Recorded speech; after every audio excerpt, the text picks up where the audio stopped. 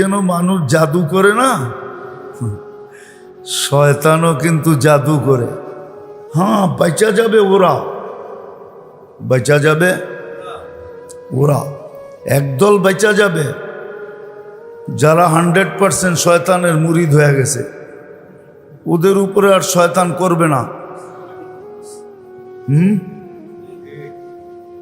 আরেক দল বেঁচা যাবে যারা সকাল সন্ধ্যা আল্লাহ আল্লাহর রসুল যে দোয়া পড়তে বলছে ওই দোয়া যারা পড়বে সকাল সন্ধ্যা। এই জন্য কিতাবে আছে হেরজুম মিনাশ শাইতান, শয়তানের থেকে বাঁচার যত পদ্ধতি আছে ওগুলা ব্যবহার করবে। আর যারা ব্যবহার না করবে, বর্তমানে 70% রোগ হইল এই কারণে, শয়তানি জাদুর কারণে। একটা কথা ভালো করে মনে রাখেন, বর্তমান সময়টা কিন্তু শয়তানি জাদুর বিলকুল বিলকুল উচ্চ স্তরে চলতেছে, উচ্চ স্তরে। কয় না রমরমা ব্যবসা, রমরমা ব্যবসা বুঝেন কি? ভরপুর ব্যবসা, ঠিক না? আর কোন সুন্দর শব্দ আছে রমরমার? ভরপুরের উপরে কোনো বাংলা শব্দ আছে আপনাদের কাছে? রমরমা ব্যবসা। হ্যাঁ, কিতাবে আছে। সুলাইমান আলাইহিস সালাম যাদেরকে বন্দী করছিলেন, সমুদ্রের নিচে যাদেরকে বন্দী করছিলেন, উনি বলে গেছিলেন এক সময় ওরা ছুটে যাবে, আর আজকে ওরা ছুটে গেছে। কিতাব ঘাটলে পাওয়া যায়, অকাট্য দলিল আমি দিতে পারবো না, কিন্তু কিতাব ঘাটলে দেখা যায়। আমাদের মুরব্বীদের কথা লেখা পড়লে বোঝা যায় যে ওরা ছুটে গেছে। আর এখন কিন্তু জাদুর রমরমা ব্যবসা চলতেছে। রমরমা, পার্সোনালভাবে, সমষ্টিগতভাবে, সর্বদিক দিয়া চলতেছে। কসম খোদার, আপনারা উপলব্ধি করেন আর না করেন, আমরা কিন্তু করি মাঝে মাঝে। হ্যাঁ, রমরমা চলতেছে এখন। আর এটা কিতাবে লেখা আছে। দুনিয়ার এন্ডের দিক দিয়ে যখন দুনিয়া শেষ হওয়ার কাছাকাছি যাবে, তখন কিন্তু এটা রমরমা চলবে, রমরমা। আর চলতেছে। দ্বিতীয়, হিংসাও কিন্তু জাদুর একটা প্রকার। হিংসা, বিদ্বেষও কিন্তু জাদুর একটা প্রকার। হিংসা, বিদ্বেষ, হিংসা, হিংসারও কিন্তু একটা প্রভাব আছে।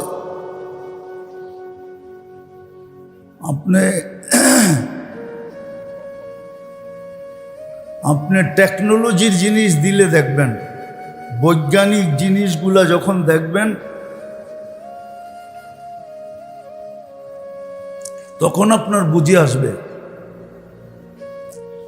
জিনিস কোথায়, এইখান থেকে টিপ দিলে যায় কোথায়। এটা হলো টিপের ক্রিয়া। টিপ দিলেন, সাথে সাথে অ্যাকশন, ঠিক না? কি হয় না? গুগল কি আপনাকে সাজে নাকি, না আপনাকে কামরায়? গুগল কোন জায়গায়? আরে কন্যা, আরে কন্যা, গুগল কোন জায়গায়? না মনে হয় আপনাকে সাদে, নাইলে আমাকে বাড়ির কামরায়। কোন জায়গায়? কোথায়? গুড মিয়া, মহা আকাশে সেট করা, কিন্তু টিপ দিতে, টাচ করতে দেরি।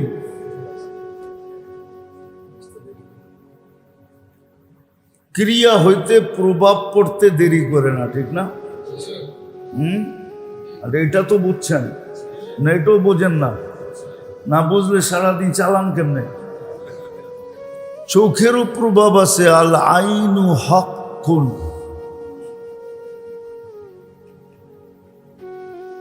চোখের প্রভাব আছে। যেমন আগে সুস্পষ্ট দেখা যেত, লম্বা হয়ে যেতেছে কথা, আগে সুস্পষ্ট দেখা যেত। গ্রামগঞ্জে কিছু মানুষ ছিল, সবাই জানতো যে আর মুখ খারাপ, এর মুখ। আপনারা দেখছেন কিনা জানি না, শুনছেন? হ্যাঁ, সুন্দর ফল হয়েছে আপনার গাছে, দেখা কইছে মাশাআল্লাহ এত ফল। বাস ও যাইতে দেরি, ফল পড়তে দেরি হয় না। ঠিক না? আবার অনেকের চোখ খারাপ, খালি দেখছে, খালি দেখা কইছে ছেলেটা ফুটফুটে, বাস ওই যাওয়ার পরের থেকেই অসুখ। হাদিসে বলে আল আইনু হাক্কুন, চক্ষু। এটাও শয়তানের জাদুর একটা জাদু। এখন এটা চলতেছে, এখন রমরমা চলতেছে, রমরমা। আমার কথা মানে না, না মানে। এই জন্য আপনি দেখবেন অনেক সময় যে আমি আমারটা বলতেছি আপনাদেরকে, আমি কিন্তু বয়ান করতেছি, কিন্তু আমি এই পজিশনে নাই এখন বয়ান করার, করতেছি না। আমার শরীর আমি বুঝতেছি, একটু পর পরে কিন্তু পানি খেতেছি, দেখতেছেন? আমি কিন্তু বয়ানের পজিশনে নাই। যদিও গত পরশু দিনও আমি প্রোগ্রামের থেকে অর্ধেক রাস্তা থেকে ফিরে আসছি। আমি রাত্রে 2টা পর্যন্ত হাসপাতালে ছিলাম। সমস্ত টেস্ট করার পরে বলছে ওকে, কিন্তু আমি বুঝতেছিলাম আমার শরীর ওকে না। ইসিজি ভালো, ব্লাড টেস্ট ভালো, সব ভালো, সব ভালো, কিন্তু আমি বুঝতেছি আমি ভালো না, আমি আমি ভালো না। প্রেশার ভালো, সব ভালো, যদিও প্রেশার অনেক দিন ধরে লো চলতেছে। এখনো আমি বয়ান করতেছি, আমি বুঝতেছি যে আমি ফিট না, আনফিট। এই জন্য একটু পরে পরে পানি খেতেছি, নাহলে আমাকে মনে হয় দেখেন না কোনোদিন বয়ানের মধ্যে পানি খেতে। এটা আমার অভ্যাস না। 3 ঘন্টা বয়ান করলেও পানি খেতে হয় না। তো যেটা বুঝাইতেছিলাম, এই জন্য বুঝাইতেছি যে এখন কিন্তু রমরমা চলতেছে। এই জন্য কোনো মনীষী লেখছে যে এই যুগে 70% রোগ শুধু হিংসা, বিদ্বেষ, নজর, চোখের কারণে। আর শয়তানেরটা তো আসেই আছে, শয়তানেরটা আসেই আছে। কেননা দুনিয়া শেষের দিকে, একবারে শেষের দিকে। শয়তানের সবচেয়ে বড় ধোঁকা হলো মানুষের ব্যাপারে। শত ধোঁকার ভিতরে এটা সবচেয়ে বড় ধোঁকা, যে সুযোগগুলাকে কাজে লাগাইতে না দেওয়া।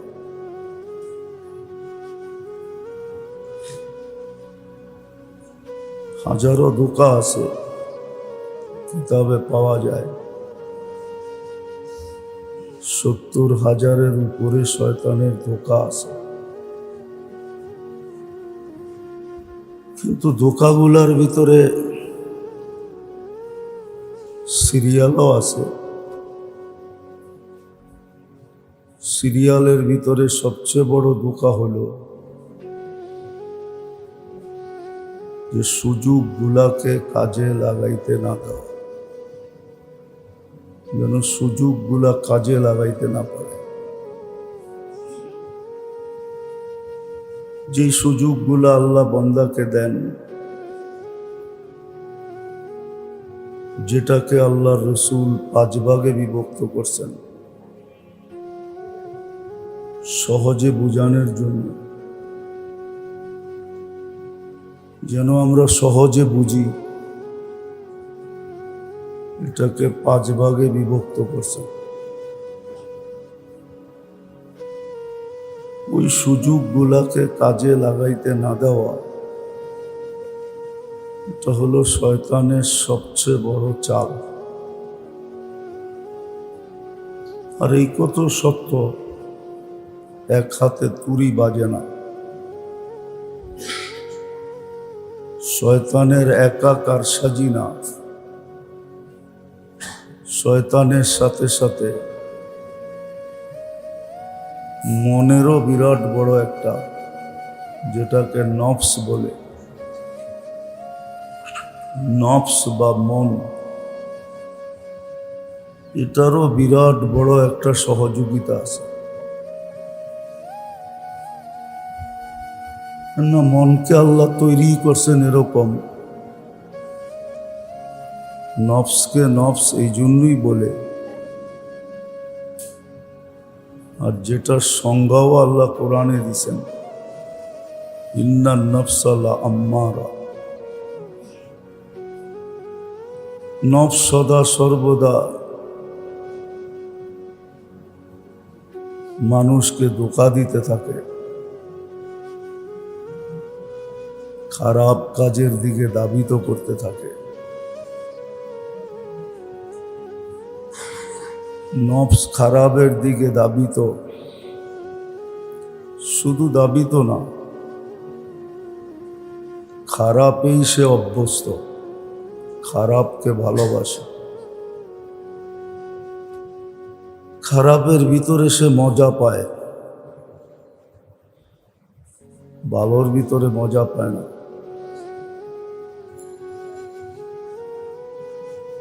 একটা উদাহরণ দিলে দেখা যাবে, দুনিয়া মানুষের কাছে অনেক প্রিয়, কিন্তু দুনিয়াটা অর্জন করা অনেক কষ্টদায়ক।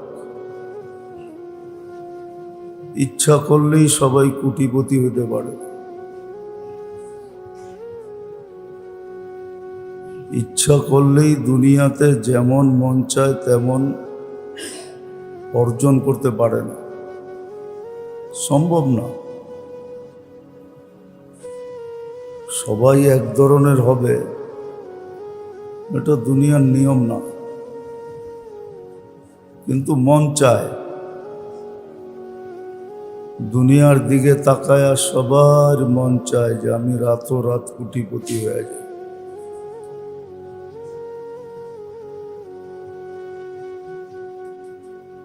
কেননা দুনিয়াতে সম্ভব না, একটু বলা আছে, ইউফাদ্দিলুল্লাহু বা'দুহুম বা'দা,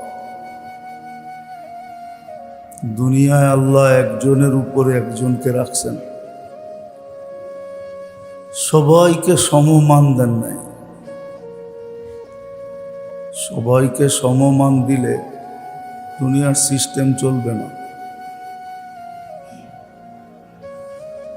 এই জন্য কোরআনে এটাও বলছে যে জাআলনাকুম শুউবান,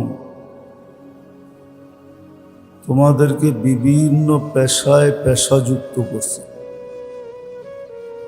কেননা দুনিয়াটা চলতে হলে অনেক পেশার দরকার হবে, এক পেশা দিয়া দুনিয়া চলবে না। একবারে শাকসবজি বিক্রেতার থেকে নিয়ে সোনা দানা বিক্রেতা পর্যন্ত হাজারো ধরনের পেশা আছে। ইটা বালুর পেশার থেকে নিয়ে হাই রেঞ্জ বিল্ডিং বানানোর পেশা পর্যন্ত এটা বিভক্ত আছে। সবাই এক পেশায় হইলে চলবে না। তো দুটা তো সুস্পষ্ট, এক পেশা দিয়েও দুনিয়া চলবে না, আর সবাই যদি এক পেশাগ্রস্ত হয় তো দুনিয়া চলবে না। কিন্তু তারপরও মন সব সময় দুনিয়ার দিকে ঝুঁকা, দুনিয়ার জন্য পাগল। কিন্তু এটাও সত্য যে মন চাইলে কি হবে, দুনিয়াটা পাওয়া অনেক কঠিন। দেখতে সহজ মনে হয়, কিন্তু পাইতে গেলে অনেক কঠিন।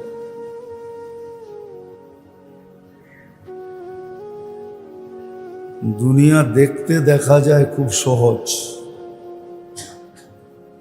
কিন্তু পাইতে গেলে দেখা যায় মনে হয় বুঝাইতে পারতেছি না, অনেক কঠিন। কিন্তু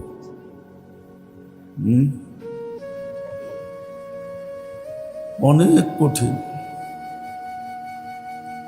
মাথার গাম পায়ে ফেলেও যতটুকু পাওয়ার এতটুকু পাওয়া যায় না।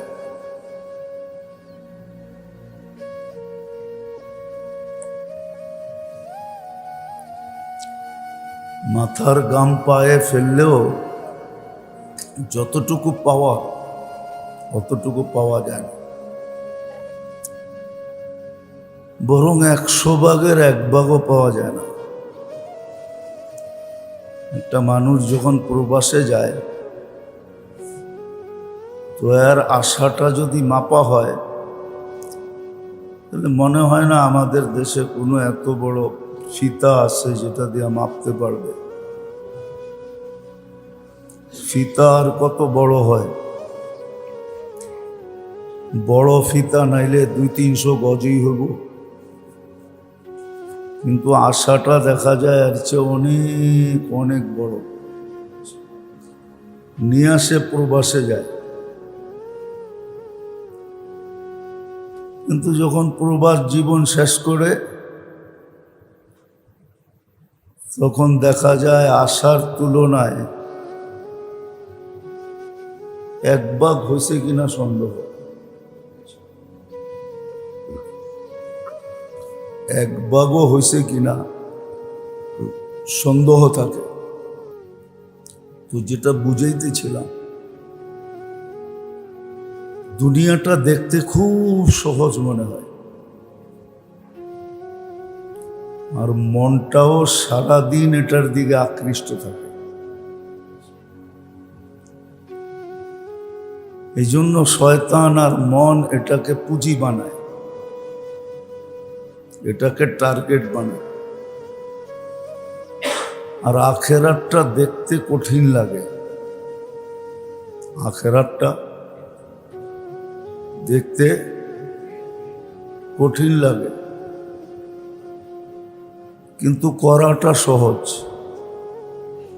করলে করাটা দেখতে কিন্তু কঠিন লাগে। উদাহরণ দিলে বোঝা যাবে, ফজরের নামাজটা দেখতে কঠিন লাগে, যে ছোট রাত্র ঘুমাইলাম আবার উঠা যেমন, তো এটা দেখতে কঠিন, কিন্তু উঠা গেলে করা সহজ। ইমামের পিছে দাঁড়ায় 2 রাকাত পড়া ফেলবে, সহজ। কিন্তু পাওনাটা যতটুক ধারণা এর চেয়ে বেশি, পাওনা যা যতটুক ধারণা এর চেয়ে কোটি গুণ বেশি, এর চেয়ে কোটি গুণ বেশি। ফজরের নামাজ যে পড়ে তার উপরে ইমানদারের সিল লাগে, সিল। যে লোকটা ইমানদার, ইমানদারের কি লাগে? এটা কি হাদিসে বলছে, ইমানের ঝান্ডা তার হাতে দেওয়া হয়। ইমানের জানটা বলতে ইমানের সিল তার উপরে লাগে। দ্বিতীয়, সারা দিনের অলসতা তার থেকে দূর হয়ে যায়, সে আর অলস থাকে না। এ তো দুটা দেখাইলাম, আরো অনেক আছে, ধারণা অতীত পাওয়া যায়। তৃতীয়, এই নামাজ আখেরাতের সমস্ত ঘাটিতে তার জন্য সাক্ষী হবে। শুধু সাক্ষী না, সাক্ষীর সাথে সাথে তাকে সুরক্ষাকারী হবে, হেফাজতকারী। তাকে সমস্ত গাঠিতে হেফাজত করবে। যত গাঠি আছে সমস্ত গাঠিতে তাকে হেফাজত করবে। যেটা আমি বুঝাইতেছিলাম, গত জুমায়ও কিছু চলতেছিল, যে শয়তানের হাজারো হাজারো ধোঁকার ভিতরে, বড় ধোঁকার গুলার ভিতরে এটাও একটা ধোঁকা, যে সে সুযোগ গুলাকে কাজে লাগাইতে দেয়। আল্লাহর পক্ষ থেকে বন্দাকে যে সুযোগগুলা দেওয়া হয়, এটাকে সে কাজে লাগাইতে দেয় না, বরং কি করে আল্লাহ তাকে সামান্য দিনের জন্য শক্তি দিছেন, সামান্য সময়ের জন্য শক্তি দিছেন, কেননা সে আল্লাহর পক্ষ থেকে শক্তি নিয়ে আসছে। আর আল্লাহ শক্তি এই জন্যই দিছেন যেন আমাদের পরীক্ষা হয়, পরীক্ষামূলক তাকে শক্তি দিছেন। তো সেই সুযোগগুলার ভিতরে মানুষকে অলস বানায় দেয়, উদাসীন বানায় দেয়, অলস বানায়, উদাসীন বানায়। অলসতা তার ভিতরে আসে, উদাসীনতা তার ভিতরে আসে। তো সুযোগ তো সামান্য সময়ের জন্য আসে, যদিও 5 ভাগে বিভক্ত, জীবনটাই ছোট, সুযোগগুলো সাময়িকভাবে আসে। তখন এই সুযোগগুলার ভিতর থেকে অলস বানায়া দিয়া সুযোগগুলা হাতছাড়া করে দেয়, যাতে হাতের থেকে ছুটা যায়। আর এই সুযোগগুলা সে ব্যবহার না করতে পারে।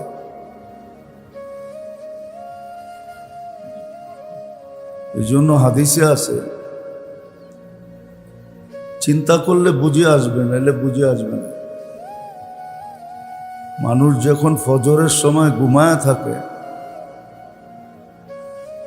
আজানের আওয়াজ যদিও তার কানে যায়,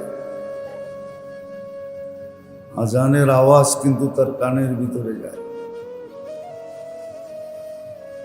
কিন্তু শয়তান বলতে থাকে,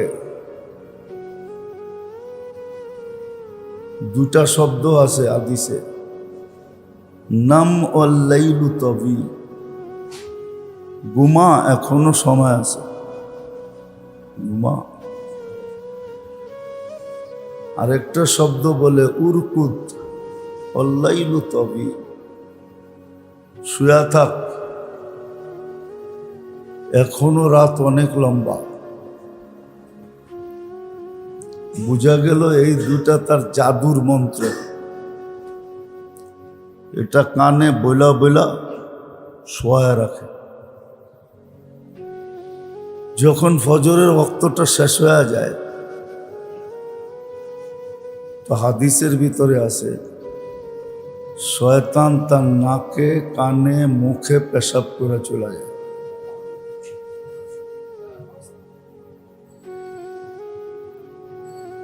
এই জন্য দেখবেন ফজরের আগে যারা ওঠে এদের মুখে একটা গন্ধ হয় না, কিন্তু ফজর নামাজ না পড়া যারা ঘুমায় থাকে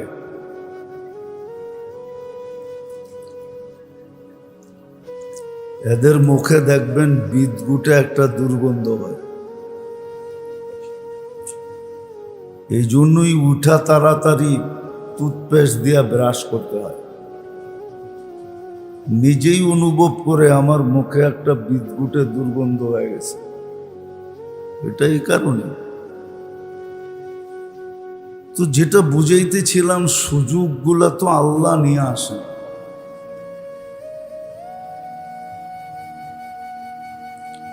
যেন বান্দা সুযোগগুলাকে কাজে লাগায়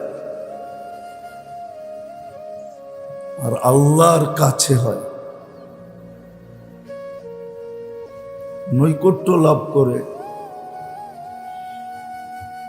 আখিরাতকে সুন্দর করে এবং সুগম করে,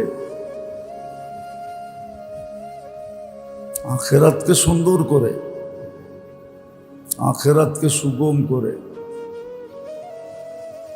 আখিরাতকে আনন্দময় বানায়। কিন্তু শয়তানের কাজ হলো যখনই সুযোগ আসবে, 24 ঘন্টাই কিন্তু আমাদের জন্য সুযোগ।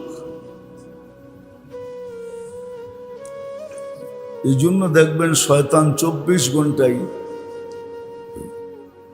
আমাদেরকে গাফেল রাখতে চায়, উদাসীন রাখতে চায়, অলস রাখতে চায়, গাফেল রাখতে চায়, উদাসীন রাখতে চায় আমাদেরকে, আল্লাহকে স্মরণ করতে দিতে চায় না। অথচ হাত পায়ের কাজ না, ইচ্ছা করলে মন দিয়েও সারাদিন আল্লাহকে ডাকা যায়, সারাদিন আল্লাহ আল্লাহ বলা যায়, কিন্তু শয়তান আমাদেরকে বলতে দেয় না। কেন ও জানে 24 ঘন্টাটাই সুযোগ। ঘুমের থেকে উঠার থেকে নিয়া ঘুমানো পর্যন্ত এটা পুরো সুযোগ। এটা যখন বান্দা কাজে লাগায় দেয়, কমসে কম এতটুক ভাবে কাজে লাগায়, এতটুক, খুব ভালো করে বুঝতে হবে, এতটুক ভাবে কাজে লাগায় যে ফজর পড়ল,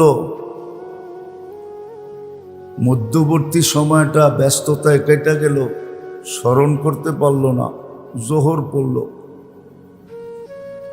আবার জোহর থেকে আসর পর্যন্ত ব্যস্ততায় কেটে গেল, স্মরণ করতে পারল না। কিন্তু আসরের আজান আবার তাকে স্মরণের দিকে ডেকে নিয়ে আসলো, আসর পড়ল, আবার ব্যস্ততার ভিতরে কেটে গেল। মাগরিবের আজান তাকে আবার নিয়ে আসলো স্মরণের দিকে। নামাজ কিন্তু স্মরণ। ওয়ালা যিকরুল্লাহি আকবার। নামাজ সবচেয়ে বড় জিকির। ইন্নানি আনাল্লাহ লা ইলাহা ইল্লা আনা আকিমিস সালাতা লিযিকরি ইন্নাস সাআতা লাআতিয়া। নামাজ বড় জিকির। আসরের সময় আসলো, আবার ছুটে চলে আসলো, আবার ব্যস্ত হয়ে গেল, আবার এশার ডাকে চলে আসলো, এশারের পরে ঘুমায়া গেল, চিন্তার বিষয়। কিন্তু আবার ফজরে উঠল, কিন্তু লম্বা সময় কিচ্ছু করলো না, ঘুমের ভিতরেই তো ছিল। আল্লাহ বলে, ঘুমের ভিতরে থাকলে কি হবে? ওই যে 5 ওয়াক্তের দ্বারা তুমি 5 ওয়াক্তের স্মরণের দ্বারা যে তুমি আমাকে স্মরণ করলা, তো মধ্যবর্তী সময়ের গুনাহ তো মাফ হবেই হবে, এটা ইবাদত লেখা হবে। এমনকি রাত্র যেটা ঘুমায়া কাটাইলা ওটা ইবাদত লেখা হবে। তাহলে শয়তানের আর কোনো সুযোগ রইল না। আমার 24 ঘন্টা ইবাদত হয়ে গেল। যদিও মধ্যবর্তী সময় আমি ব্যস্ত ছিলাম, মধ্যবর্তী সময়ে ছিলাম আমি কি ব্যস্ত ছিলাম, জায়জামেলায় ছিলাম। এজন্যই শয়তান ফজর পড়লেও জোহর পড়তে দিতে চায় না, জোহর পড়লেও আসর পড়তে দিতে চায় না, আসর পড়লেও মাগরিব পড়তে, মাগরিব পড়লেও এশা পড়তে দিতে চায় না। সে জানে যেটা কিন্তু সুযোগ, যদি পড়া ফেললো সুযোগ, কিন্তু যদি পড়া ফেললো তাইলে কিন্তু আমি হায়রা যাব, সে জিতা যাবে। আমি যা করতে চাইতেছি এটা পাঞ্চাল হয়ে যাবে। ভালো মতে বোঝেন, কিন্তু খুব কাজে দিবে, নাহলে কাজে দিবে না। তো শয়তানের ধোঁকার ভিতরে সবচেয়ে বড় ধোঁকা হলো সুযোগের জায়গায় সুযোগগুলা যখন আসে আল্লাহর পক্ষ থেকে বন্দার জন্য, যখন সুযোগ আসে এটা গিফট হিসাবে আসে, গিফট, পুরস্কার হিসাবে আসে, আল্লাহর এহসান হিসাবে আসে, আল্লাহর দয়া হিসাবে আসে, আল্লাহর করুণা হিসাবে আসে। আর এটাও বলতে পারেন যে আল্লাহ যে ভালোবাসে এটার প্রমাণ স্বরূপ আসে, আল্লাহ ভালোবাসে। হ্যাঁ, কিতাবে এই কথা লেখা আছে। সুযোগ পাওয়ায় দেওয়া এটা আল্লাহর ভালোবাসার নিদর্শন, যে আল্লাহ বান্দাকে ভালোবাসে, সুযোগটাকে সামনে নিয়ে আসে। কিন্তু শয়তান আর মনের কাজ হলো কি, সুযোগটা যেন অবহেলা, অলসতা, উদাসীনতা মধ্য দিয়ে সময়টা পার হয়ে যায়। তাইলে সে জ্ঞানা, যদিও এটা 5 ভাগে ভাগ করছে আল্লাহ রাসূল সুযোগটাকে। আবারও বলতেছি, গত জুমায়ও বলছিলাম, সুযোগটাকে 5 ভাগে ভাগ করছেন। আর খুব সুন্দরভাবে আমাদেরকে সজাগ করছেন। কোন নবী, কোন রসুল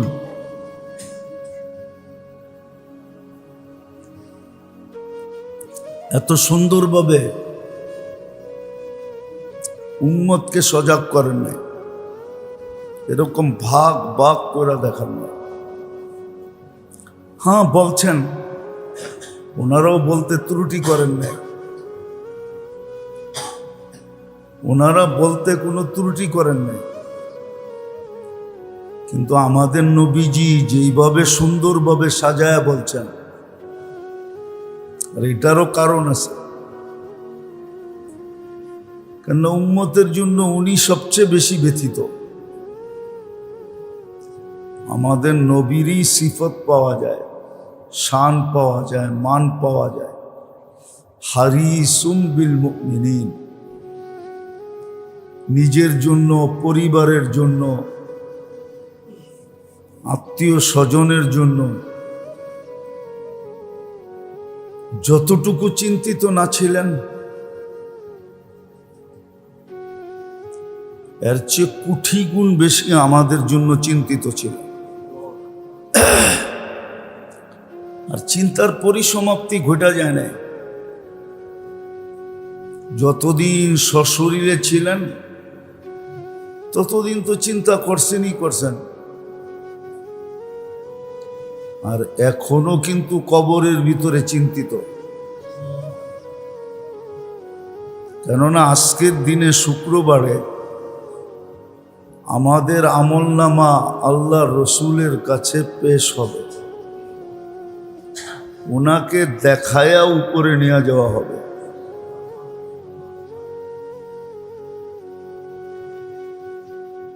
হ্যাঁ, মানুষ যদি কম্পিউটারে সিস্টেম ফিট করতে পারে তাহলে আল্লাহও তো পারে, ঠিক না? না পারে না? যে আল্লাহ কম্পিউটার বানানোর ব্রেন দিছেন, ওই আল্লাহ তো সুপারটা নিজের কাছে রেখা দিছেন। কি সুপার? যেটা তো আমাদের আমলনামা নবীজির কাছে আজকে পেশ হবে। কারো আমলনামা দেখা তো উনি খুশি হবেন, আর কারোটা দেখা চোখের পানিও চলবে। এটাও বলবেন, অনেক সময় মা বাবাও বলে, চোখের পানি ছেড়েই বলে, তুই আমার ইজ্জত রাখলি না, তুই আমার ইজ্জতের দিকে দেখলি না। আছে অনেক মা বাবা সন্তানের দিকে দেখা চোখের পানি ঝরায়া বলে যে তুমি আমার ইজ্জত রাখলা না, সম্মান রাখলা না। আল্লাহ রসুল চোখের পানি জড়ায় বলে, আমার ইজ্জত রাখলা না, আমার চোখের পানির মূল্য রাখলা না।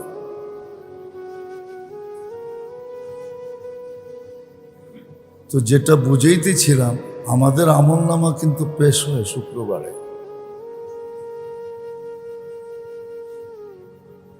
সুযোগগুলা কাজে না লাগাইলি, যেটা শয়তান আর মনের সবচেয়ে বড় কাজ, যে সুযোগগুলা যেন কাজে না লাগাইতে পারে। এটার জন্য যেই জিনিসটা ব্যবহার করা হয় শয়তান আর মনের পক্ষ থেকে, ওটাকেই অলসতা বলে, ওটাকেই উদাসীনতা বলে, ওটাকেই খেয়াল না করা বলে। বলে না, আমি খেয়াল করি না, আমার মনে ছিল না, এটাকেই বলে। এটি সব শয়তানের কাজ আর মনের কাজ। কেননা শয়তান যতটুক জানে অতটুক আমরা জানি না, ও কিন্তু জানে। ও যদি না জানতো, হাদিসে আছে, বিদায় হজের দিন মুজদালেফায় আল্লাহর রসুলের যখন সর্বশেষ দোয়া কবুল হয়, যেটা সর্বশেষ দোয়া করছিলেন, ওটা যখন কবুল হয়ে যায়, তা আল্লাহর রসুল কান্নার ভিতরে হাইসা উঠছেন। তো সাহাবা বলছেন, ইয়া রাসূলুল্লাহ, কান্নার ভিতরে হাসি কারণটা কি? বলছে, আমার শেষ দোয়া কবুল হয়ে গেছে। যদিও তোমরা জানো না, কিন্তু শয়তান জেনে ফেলছে। সে কবুল হওয়ার কারণে সে যে অস্থির হয়ে মাথায় মাটি মারতেছে আর জমিনে যে থাবড়াইতেছে, হাত মারতেছে, তার এই ব্যাকুল দৃশ্য দেখা আমি আমার হাসি ধরে রাখতে পারি না। তো বোঝা গেল সে জানে যে সুযোগ মুহূর্ত এটা কাজে লাগলে কি হবে। সুযোগ আর মুহূর্ত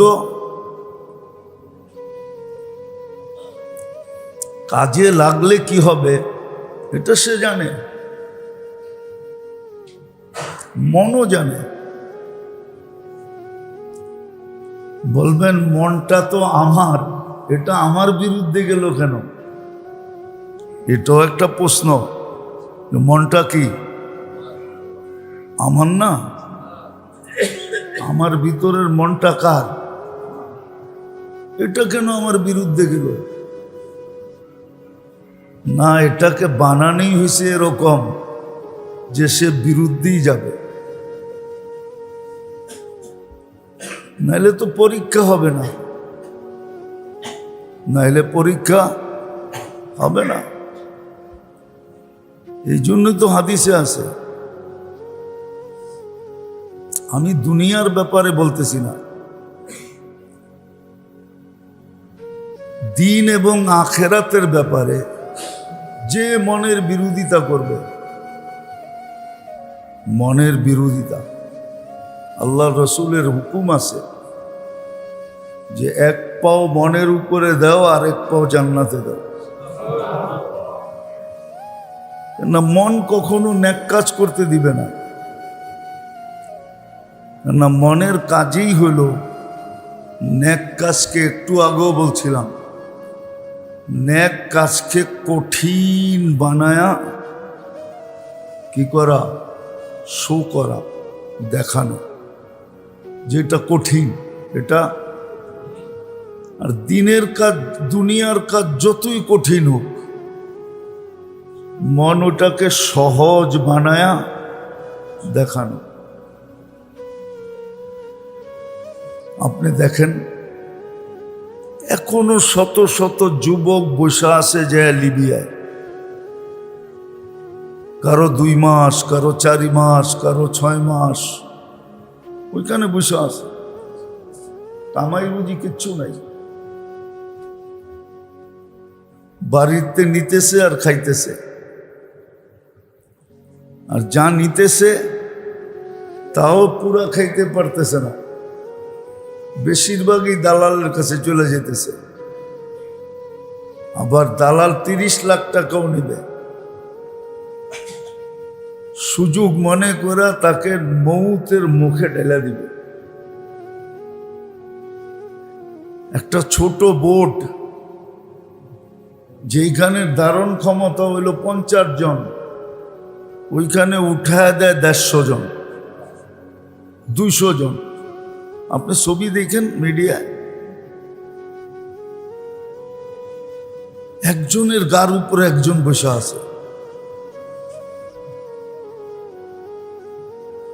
আল্লাহ মেহেরবানি করলে পৌঁছা যায়, আর মেহেরবানি যদি আল্লাহ না হয় তাহলে ডুবে যায়। কিন্তু মন কিন্তু ওরে সহজ করে দেখাইছে। ইউরোপে গেলেই ইউরোপ,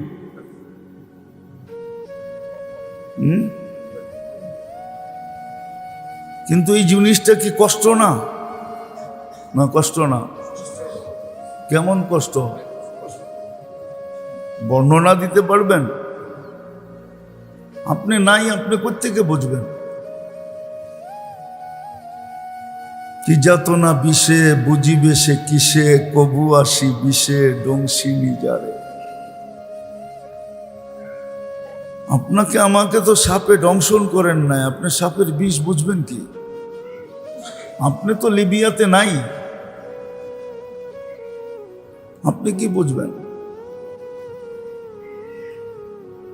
এখন না ফিরে আসতে পারতেছে, না যাইতে পারতেছে। এখন মনে মনে কয় বাঁচলে বাঁচলাম, না বাঁচলে না বাঁচলাম, যাই দেখি, খাইয়েই দেখমু এটার মজা কি, ঠিক না? তো দুনিয়াটা কঠিন, কিন্তু মন আর শয়তান দেখায় এটাকে কি করা কি করা? সহজ করে দেখা। কসম খোদার, আমি হাদিস থেকে দেখাইতেছি, যদি একিন থাকে আর বিশ্বাস থাকে, আমাদের একিন নাই, আমাদের আল্লাহর উপরে বিশ্বাস নাই। যদি একিন আর বিশ্বাস, এটারও একটা মাত্রা আছে। যদি এটা হয়, হাদিসে আছে যে ফজরের নামাজ পড়লো, সূর্য উঠা পর্যন্ত বসা বসা জিকির আজকার করলো, তারপরে 2 রাকাত নামাজ পড়লো, যেটাকে ইশরাক বলে, তো 1 হজ 1 উমরার সওয়াব মিলল। আগেরটা সুবহানাল্লাহর জায়গা এখনো ঠিক মতো আসে নাই। তারপরে 2 রাকাত পড়ল, পুরা দিনের তার প্রয়োজন মিটানোর জন্য আল্লাহ ওয়াদা করতেছেন, আমি যথেষ্ট হয়ে যাব। কিন্তু আমাদের একিন নাই, একিন নাই।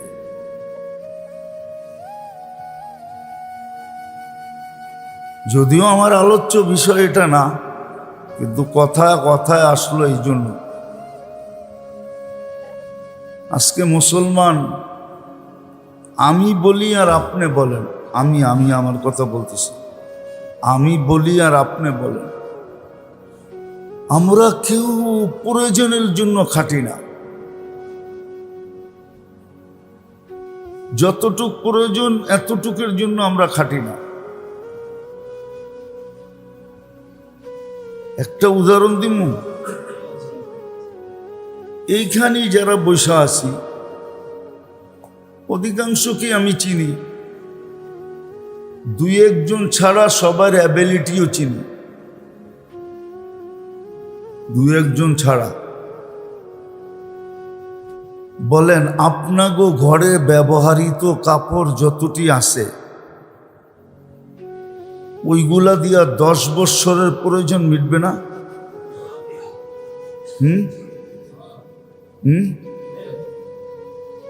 মনে হয় বোঝেন নাই।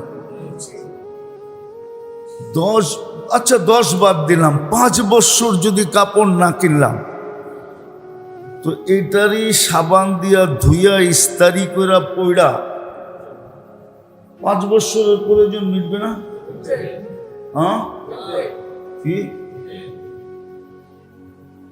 কিন্তু তারপরও তো কাপড় প্রতি বছর কয়েক সেট বানাইতে থাকি। কেন? এটা প্রয়োজন না, এটা হলো ফ্যাশন, রীতি নীতি। যে প্রতি ঈদে নতুন কাপড় না হইলে মাইসে কি করব? এক কাপড়ই ডেলি পরলে মাইসে কি করব? ঠিক না? তাহলে বোঝা গেল আমরা প্রয়োজনের জন্য খাটি না, প্রয়োজন যতটুকু। আরেকটা উদাহরণ দিলে বুঝে আসবে। হাদিস থেকে দিতেছি, বানায় না, বহুতবার শুনছেন আপনারা। আলী রাদিয়াল্লাহু তাআলা আনহু বলছিলেন, উনি সকালে বাহির হয়েছেন মজদুরির জন্য। উনি চাকরিজীবীও ছিলেন না বা ব্যবসায়ীও ছিলেন না, উনি ছিলেন মজদুর। মজদুর বোঝেন? শ্রমিক, তাও দিন আইনা দিন খাওয়ার শ্রমিক। উনি একদিন বাহির হয়েছেন শ্রমের জন্য, খুঁজতে খুঁজতে এক ইহুদির বাগানে গেছেন। তো বলছে, তোমার কি আজকে মজদুর লাগবে? বলছে, লাগবে। কেন? ওই ইহুদি চিনতেন, পাশাপাশি তো ছিল, এখন না দূরে। তখন মদিনার সাথে বনু কোরাইজা আর বনু নজির, এই 2 গোত্র ইহুদিদের, একবারে পাশাপাশি ছিল।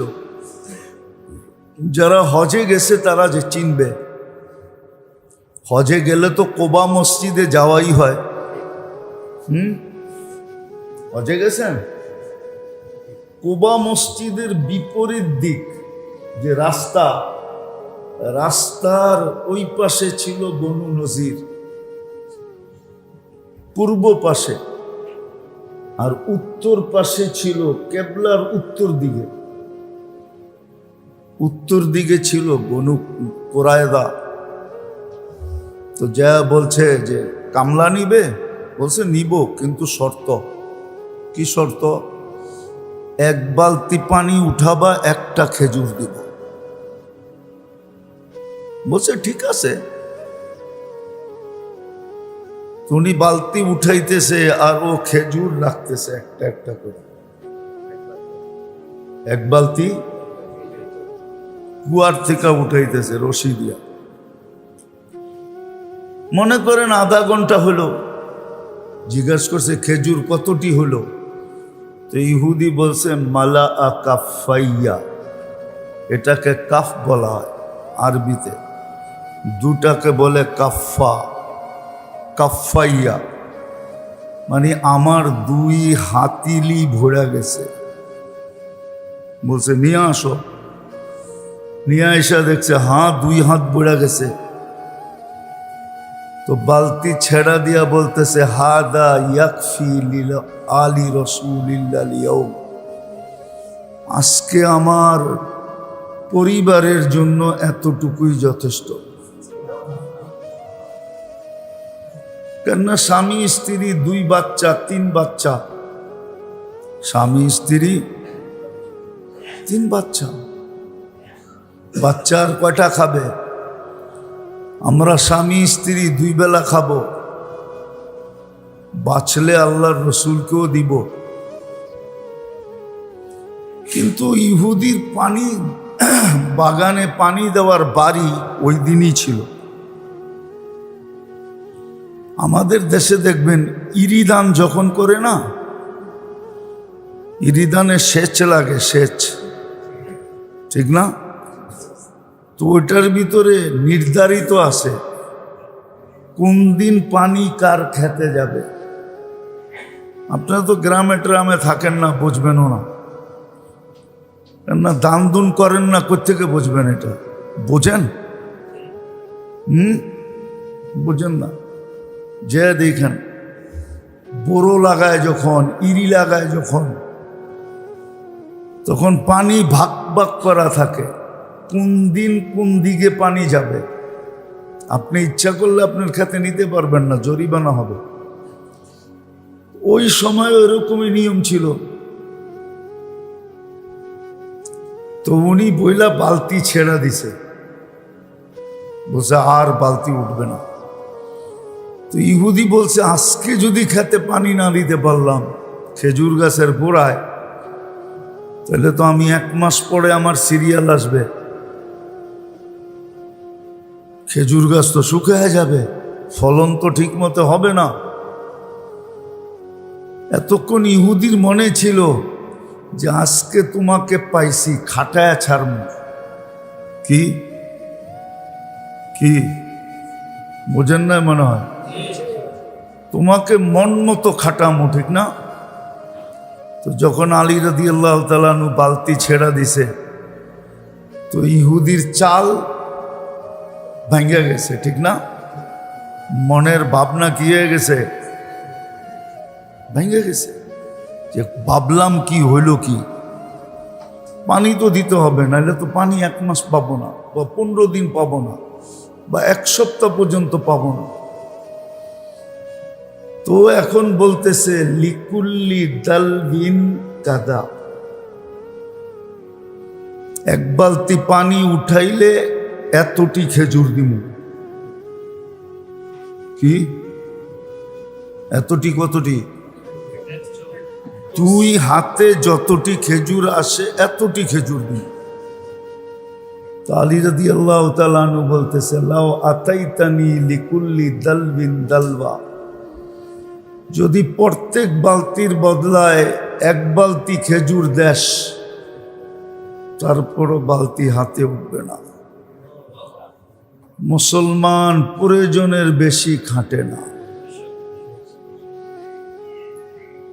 একটা কথা চিন্তা করে দেখেন, আমাদের পরিশ্রম কিন্তু প্রয়োজনের জন্য না। আমি শুধু কাপড় দিয়ে দেখাই না, যে কাপড় আমরা 5 বছর না কিনলেও যেই কাপড় আমাদের ঘরে ব্যবহৃত আছে, এডি দুইয়া ইস্তারি কইরা কি 5 বছর চলে যাবে, ঠিক না? মানুষ কি চায়া থাকে যে আমি গত জুমায় কি কাপড় পরে আসছি, আজকে কি কাপড় পরে আসলাম? মানুষের বুঝি কাম নাই যে আপনার কাপড়ের দিকে সারাদিন চেয়ে থাকবে?